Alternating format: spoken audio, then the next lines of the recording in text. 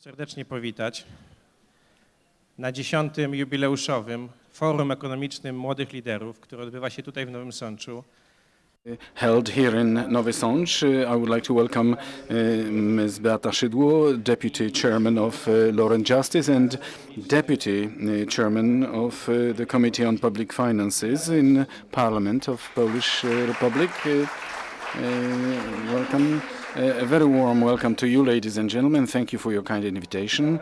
I would like to very warmly welcome at our forum, which is held for 10 years already, which we organized together, Europejski Dom Spotkań, Foundation of Education, the city of Nowy Sącz, where young leaders, young people from NGOs, social organizations, students organizations, also political parties from various sides of the political scene, young entrepreneurs, young politicians meet to discuss about the future of Europe. We are meeting in Nowy Sącz, taking the opportunity of the large economic forum in Krynica, in the city which is really highly hospitable. And I would like to welcome two people here also, the proxy of Mr. President, Ms. Marta Mordarska, who is hosting us here in Nowy Sącz.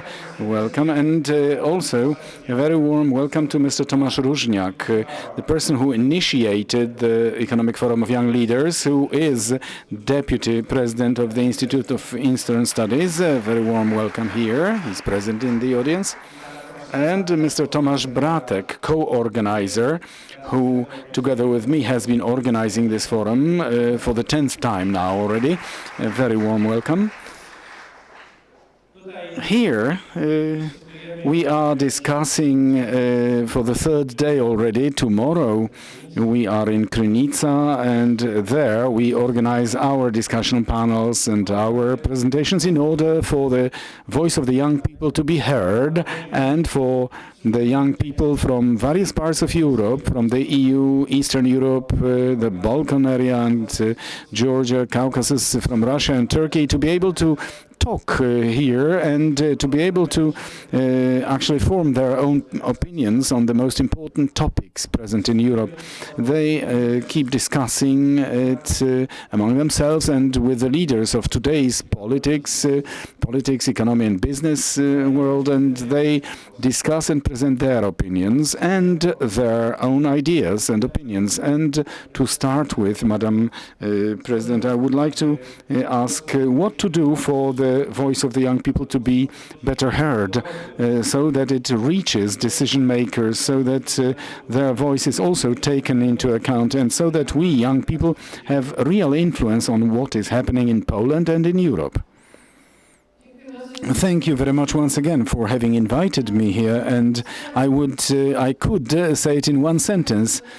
Listen to what you are telling us, and first of all, to be together when creating important projects. This is how I understand it, and I am trained in teamwork, and I managed creating a team which led the President of Poland, Andrzej Duda, to his success. It's a great success, but it would not have been successful if it was not for the team, and young people were on the team, those young people who were working with us all that time, who are with us all the time, and who have co-created our program, because, as I said, I like team playing.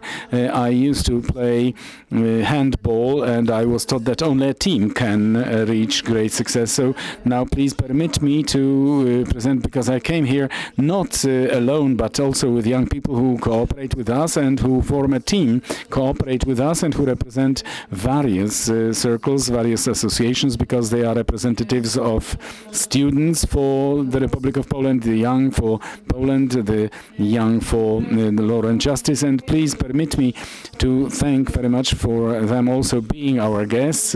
Sylwia Ługowska, Sylwester Tułajew, Piotr Miller, Paweł Leszczyński, Anna Zembura, Paweł Szefernaker, which many of you have heard of as the guy who created internet success of our election campaign. There is also Krzysztof Łapiński. These are the young people who form our team and who are, together with me and with us, have been for many, many months.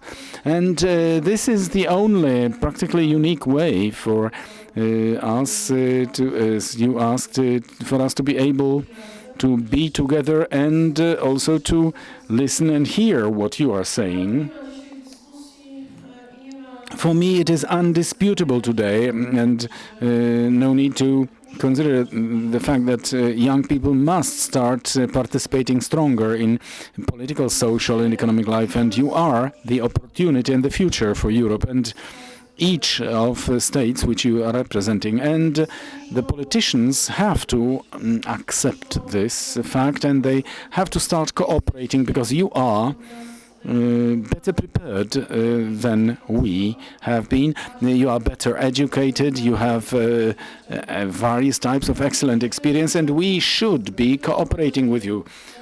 Only based on this rule, that this is the common cause, common goal which we are putting forth. This is the future of Europe today. Europe, which is actually going through very stormy moments. We are all witnessing it.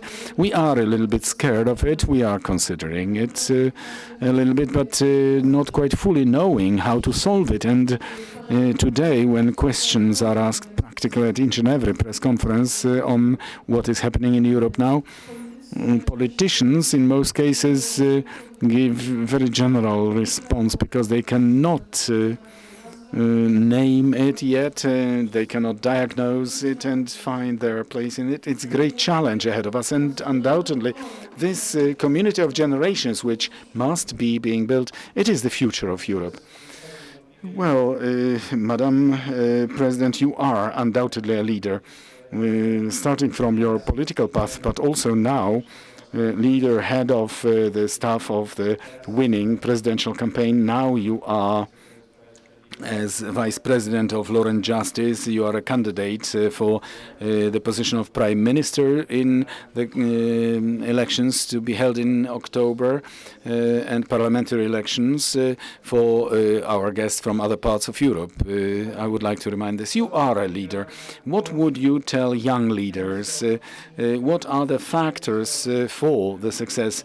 What you must be like to achieve success and to really be a leader?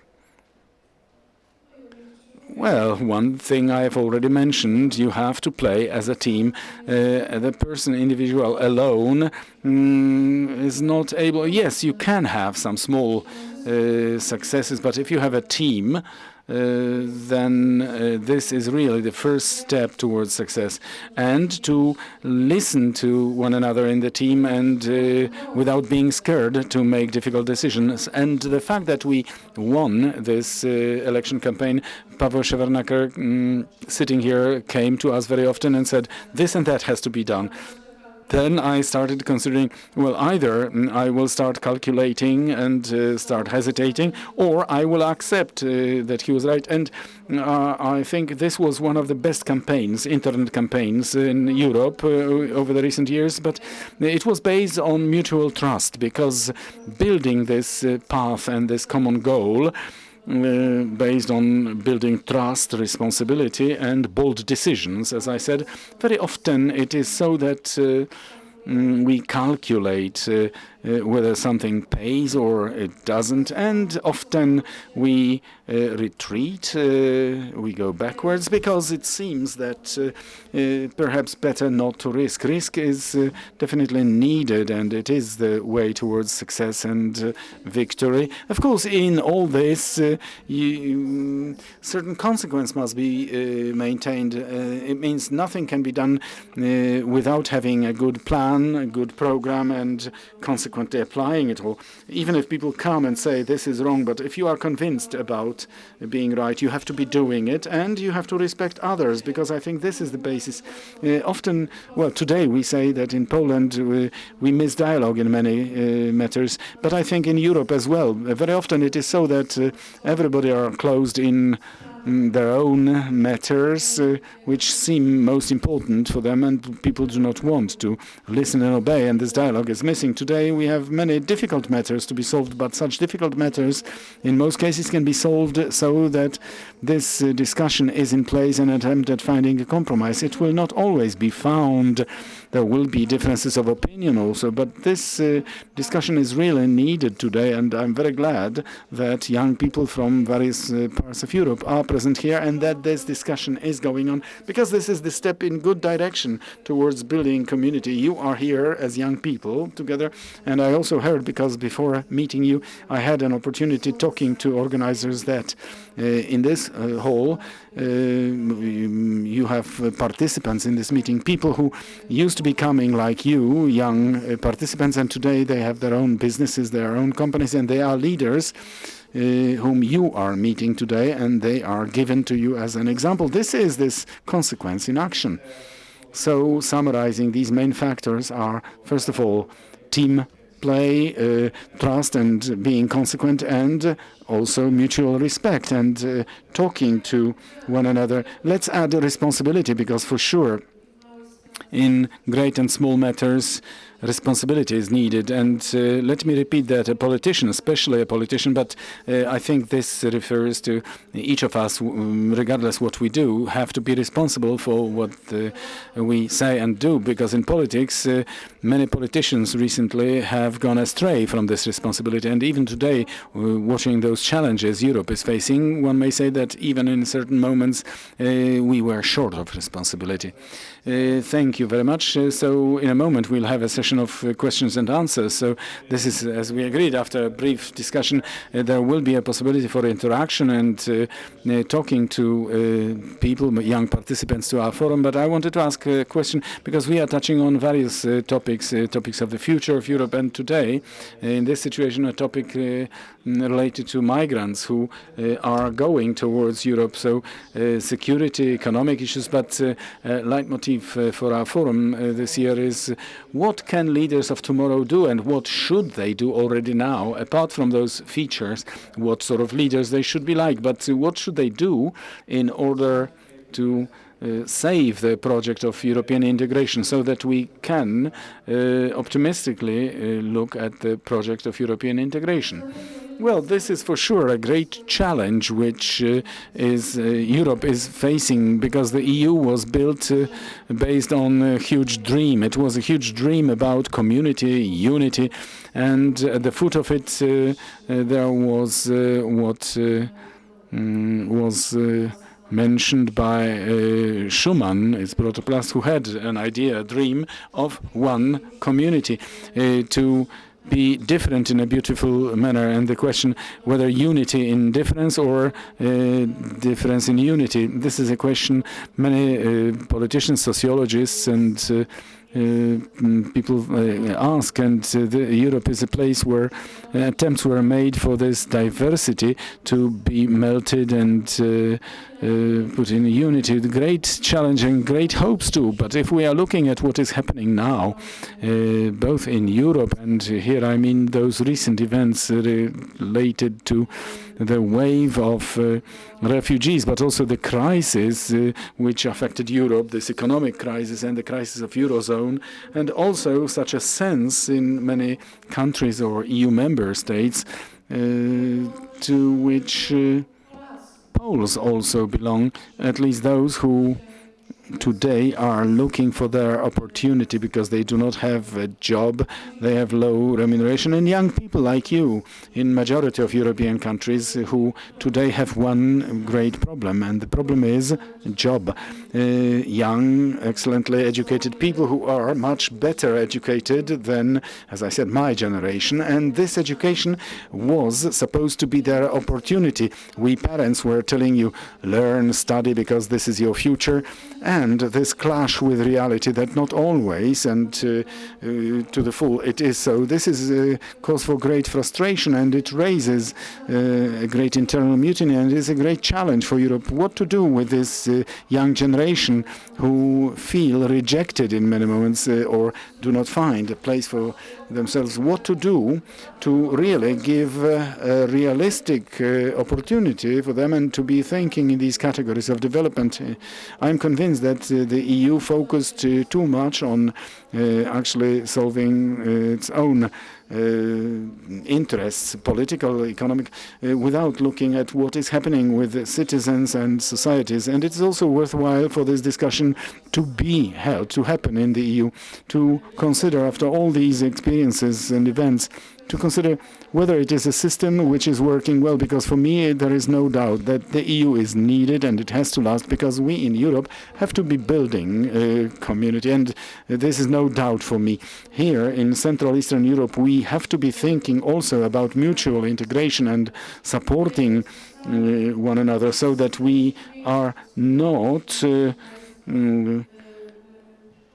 simply dominated by those stronger powers, stronger economies, because today it is very often so that the will imposed to majority from those stronger ones results in the fact that we are in a worse position. So these are questions Europe is facing today, but I think they serve the purpose of solving it and answering the question, what further on? But these talks have to be held both at the level of European institutions, but very good places are like the venue here today, because you, when you will be taking responsibility for the matters in your own countries, whether being politicians or creating your own businesses, you will be important people who will be able, with this experience, you will be able to be building this community in a different way. And I wish you and myself for this to happen, that your experience, that you are together, you are integrating, and you can talk together for the benefit of the EU as institution. And now let us move on, as agreed, to the session of questions and answers. And now, please kindly ask questions, starting by introducing yourselves very briefly. Yes, please. Marcel. Good afternoon. Good afternoon, Madam President. I wanted to ask about the economic program your program, or in a way under your leadership, related to, this 500 zlotys per kid. Like yesterday, it was announced at the Ministry of Finance, we will have a deficit at the height of 55 billion zlotys, and we already have public debt at the level of about 60% of GDP. How do you imagine funding this idea in our reality and in the situation when the crisis has not been solved fully? Well, first of all, ladies and gentlemen, we have to change the philosophy of thinking in Poland about Polish budget and public finance, because very often we hear that something cannot be done, that it is not doable. And on the other hand, we hear that, for example, today the income to the budget, which did not come to the budget,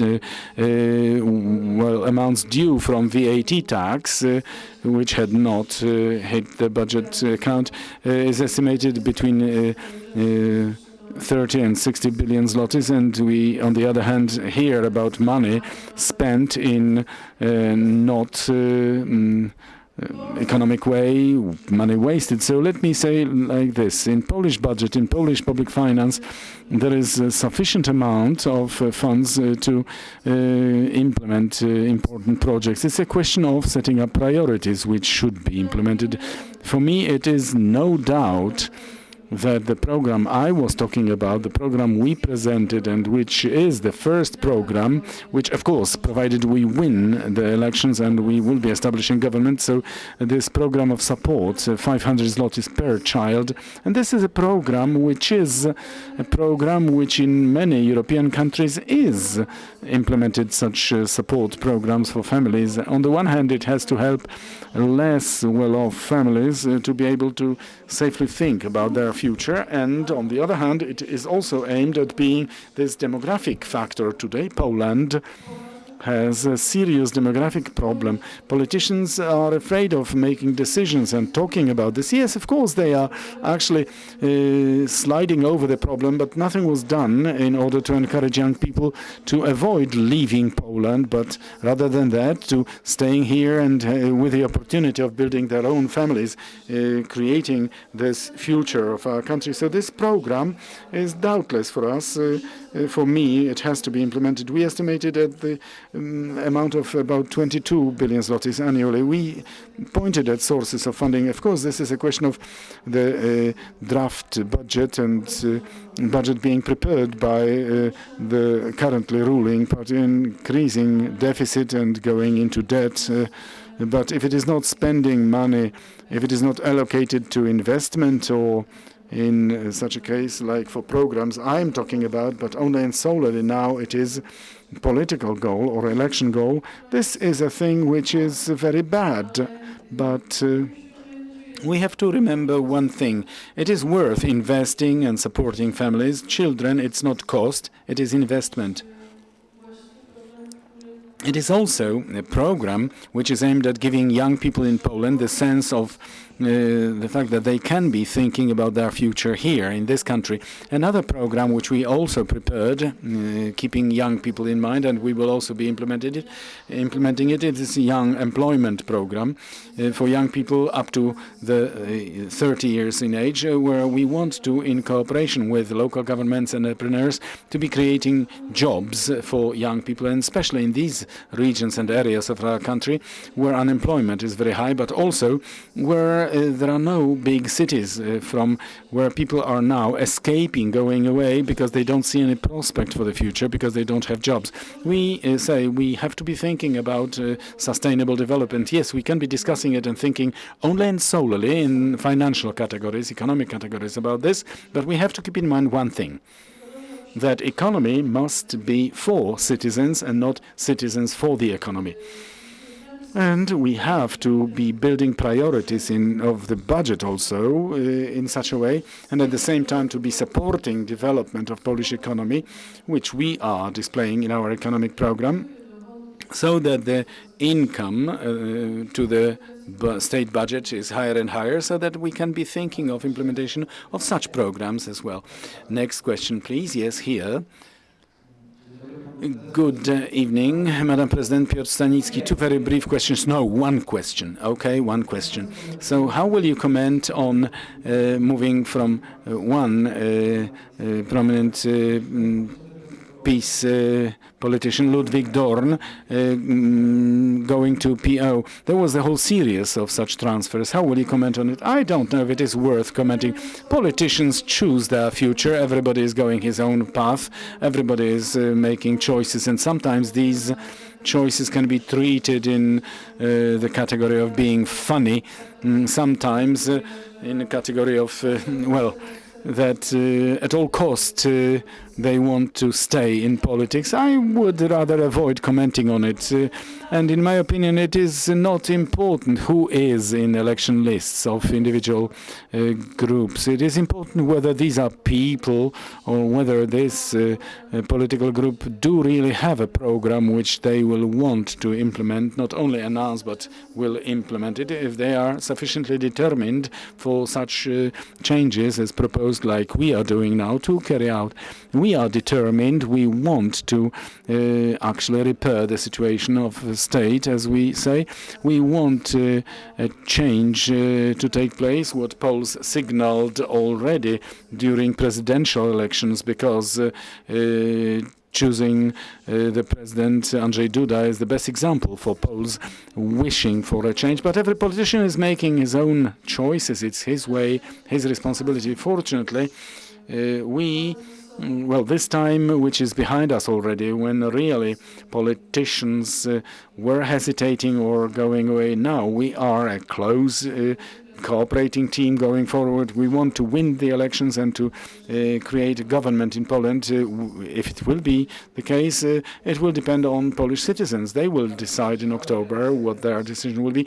Do we have questions from other countries, from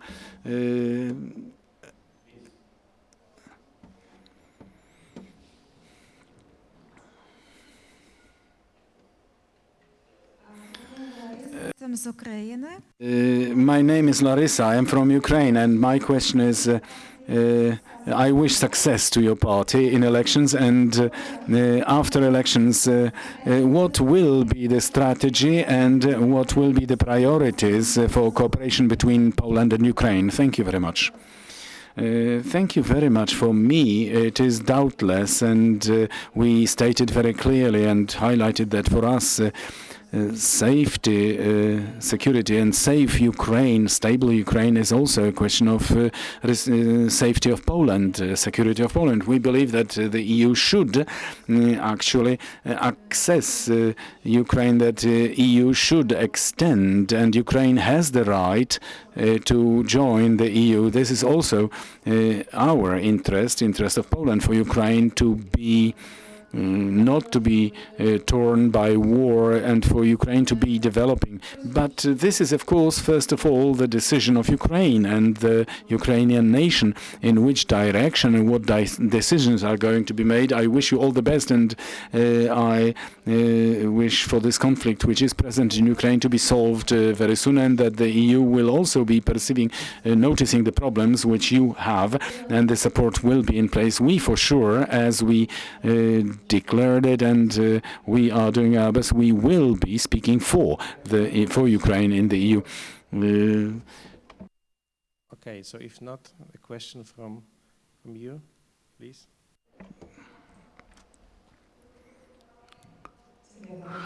Sylwia Katarzyna Mazur. First of all, I'm very glad that on the stage first we have a female voice with very clear message after what happened during this day. And secondly, as an academic teacher, I would like to say that talking about trust is easy when you talk within your own team. But I would like to tell you that all what is happening, what has been happening from the collapse of dream about PO-PIS combination with this trust, it's more and more difficult. And I would like to tell you that attendance at the referendum, is a greater and greater problem. We can be celebrating, but this curve is standing. But my question is about foreign policy. If you were to point at three priorities which, in your opinion, should be addressed from the very beginning, and I would also like you to refer in your response to the 8 years of the rule of your predecessors. Thank you. Thank you very much. Of course, this trust I mentioned, just to start with a few words of a comment to this earlier statement.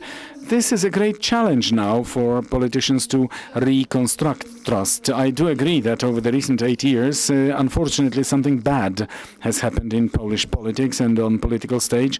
And this politics and the recent referendum you mentioned, yes, definitely it is a signal and people's protest. But I think another mechanism has been active here. Poles didn't want to participate in something what was artificial and what was in an absolutely unauthorized way used in political struggle. So the referendum, which is to be the voice of citizens, there was an attempt at actually taking control of it as an element of election campaign. And this is also a role for us too, for the coming years, to reconstruct the belief that politics is very important and we all need it.